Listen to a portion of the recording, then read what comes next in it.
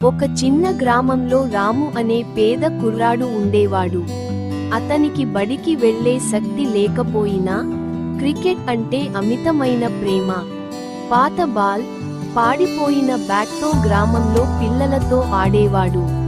గ్రామంలో ఉన్న ఒక చిన్న మైదానమే అతని స్టేడియం. అతని ఆట చూసిన గ్రామ పాఠశాల టీచర్ శంకర్ గారు అతనిలో దాగి ఉన్న టాలెంట్ను గుర్తించారు. ఓ స్కూల్ టోర్నమెంట్కు అతన్ని తీసుకెళ్లి ఆడే అవకాశం కల్పించారు. రాము ఆ మ్యాచ్లో అద్భుతంగా ఆడి అందరి దృష్టిని ఆకర్షించాడు. అక్కడికి వచ్చిన జిల్లా క్రికెట్ కోచ్ అతన్ని ఎంపిక చేసి ట్రైనింగ్ ఇచ్చారు. మొదట్లో కష్టం అయింది, కానీ రాము కష్టపడి ప్రాక్టీస్ చేశాడు. రోజుకో మెట్టు ఎక్కుతూ జిల్లా టీం, రాష్ట్ర టీంలోకి ఎదిగాడు. ఒకరోజు అతను భారత జట్టుకు ఎంపికయ్యాడు.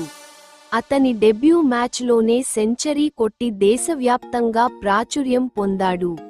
మీడియా అతని కథను వెలుగులోకి తీసుకొచ్చింది. అతని గ్రామం గర్వపడింది. పేదతనాన్ని దాటుకుని కలను సాకారం చేసుకున్న రాము ఇప్పుడు ఎంతో మందికి ప్రేరణ. ఆఖరుకి రాము తన గ్రామంలో ఓ క్రికెట్ అకాడమీ ప్రారంభించి తనలాంటి నిరుద్యోగ యువతకు శిక్షణ ఇవ్వడం ప్రారంభించాడు.